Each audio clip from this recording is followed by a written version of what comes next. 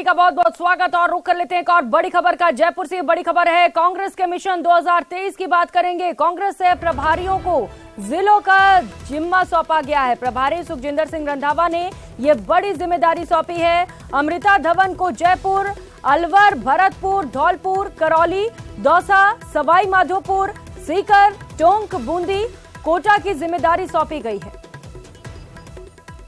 तो कांग्रेस मिशन 2023 पर है और लगातार कांग्रेस की ओर से कोशिशें की जा रही हैं कि किस कदर सरकार को रिपीट किया जाए, क्योंकि चुनाव बेहद नजदीक है। ऐसे में कई बड़े फैसले कांग्रेस की ओर से लिए जा रहे हैं। जहां एक ओर नियुक्तियों का दौर लगातार जारी है, तो वहीं दूसरी ओर अब जिलों की कमान भी सौंपी जा रही है। जिम्मा प्रभारी सुखजिंदर सिंह रंधावा ने सौंपा है। अमृता धवन को एक बड़ी जिम्मेदारी दी गई है। तो कई जिलों की जिम्मेदारी अमृता धवन को सौंपी गई है।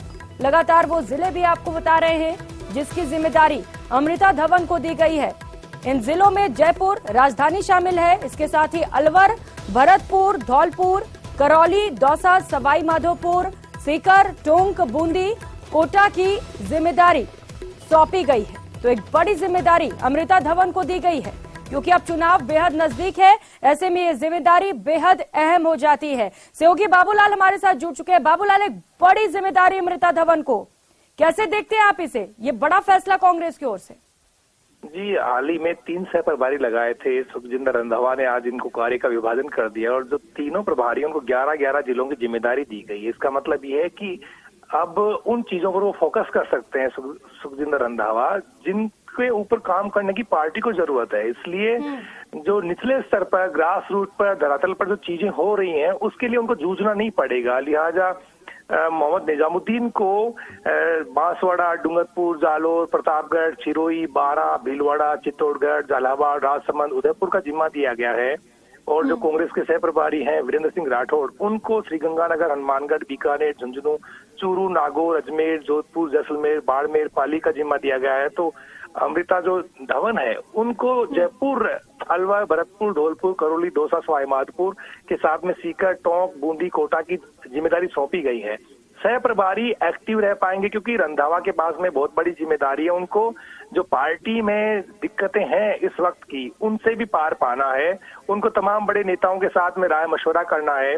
जो धरातल का फीडबैक है वो पार्टी के आलाकमान से शेयर करना है। तो जो छोटे छोटे इश्यूज हैं, ये जो सह प्रभारी हैं वो धरातल पर वक्त दे सकते हैं।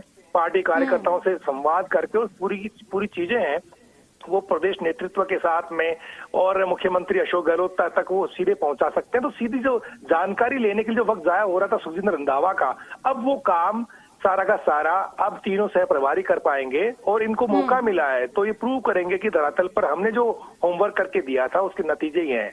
तो कार्य का विभाजन करना एक बहुत महत्वपूर्ण हो जाता है इस वक्त जब पार्टी सोच रही है हमें चुनाव में फिर से आना, तमाम इश्यूज को रिजोल्व करना चाहती पार्टी, ताकि जो छोटी छोटी मुश्किलें उसके लिए कार्यकर्ता जयपुर में आते हैं तो उनको अपने जिले में अपने सह प्रभारी के बीच में अपनी बात कहने में संकोच नहीं होगा और वो आसानी से उन तक बात पहुंचा पाएंगे।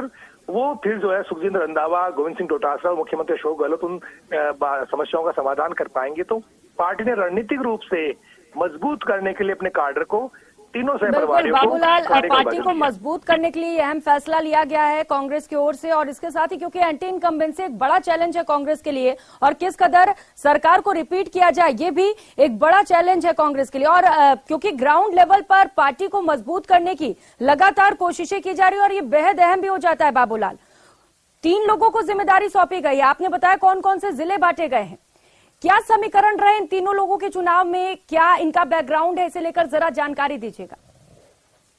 तजुर्बे वाले नेता हैं, राजस्थान से लगाव रहा है और उत्तर भारतीय राजनीति में तीनों ही जो नेता हैं वो रचे बसे हैं। तो इनको राजस्थान जो है वो इनके लिए कोई अनजाना प्रदेश नहीं है। इसलिए कौन सा नेता कौन से इलाके में बेहतर काम कर सकता है उसी के मुताबिक जिम्मा दिया गया है। और 11-11 जिले देना, इसका मतलब ये है कि तीनों ही सह प्रभारियों को लगेगा कि उनके काम को पार्टी ने रिकॉग्नाइज किया है, लिहाजा 11 जिले मिलना काफी वक्त देना पड़ेगा। यानी कि अब डेरा डाल करके तीनों ही प्रभारियों जो सह प्रभारी इनको राजस्थान में रुकना पड़ेगा। भले ही सुखजिंदर रंधावा दिल्ली और जयपुर के बीच में एक सेतु का काम करेंगे, लेकिन तीनों सह प्रभारी जो है उनके लिए पास में ज्यादा वक्त नहीं है, क्योंकि ये आंख, नाक और कान है उस धरातल पर बैठे हुए कार्यकर्ता के, जिसको अपनी बात पार्टी के आलाकमान तक पहुंचानी है। ऐसे में बहुत महत्वपूर्ण हो जाता है कि तीनों का बखूबी इस्तेमाल करने की कोशिश है पार्टी की। और बाबूलाल, इन तीनों का बखूबी इस्तेमाल करने की कोशिश और ग्राउंड लेवल पर किस कदर पार्टी को मजबूत किया जाए और जो मनमुटाव चल रहे हैं, जो दिक्कतें चल रही हैं, उन्हें दूर किया जाए, इसके लिए ये जो फैसला है वो बेहद खास हो जाता है और अहम हो जाता है। बहुत शुक्रिया बाबूलाल आपका इन तमाम जानकारियों के लिए।